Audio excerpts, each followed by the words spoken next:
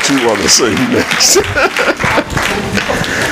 Now, that was my very first setting. Of course, now, I have to admit, they have evolved over the years. Now, quite honestly, I have to tell you, in my later years, I've written very little music.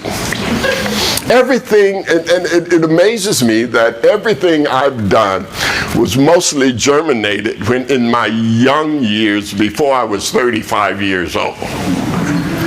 You know my setting of In Bright Mansions Above. My first setting of that was 52 years ago as a sophomore student.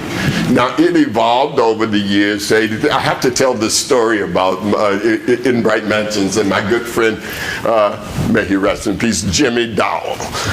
Jimmy Dowell, St. James in Detroit. Jimmy did my In Bright Mansions. And at the end of it, the chant you find at the end of it now is in honor of Jimmy Dowell.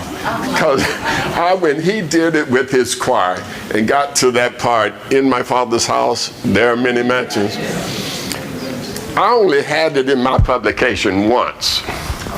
Jimmy did an improvisation on this. And by the time he finished, he had folks in the aisles.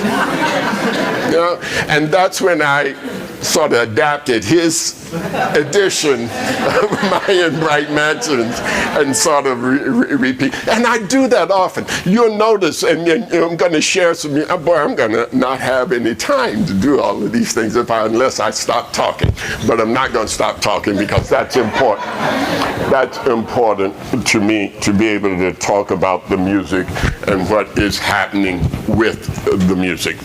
So we're going to move on and do a third setting of mine, also that was included in the publication, Trying to Get Home. Is that okay?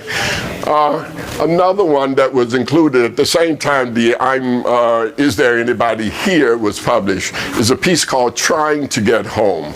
And I don't think that piece has been known by most people. That one was ignored in the piece. Actually, I thought it was the best one I had in the book.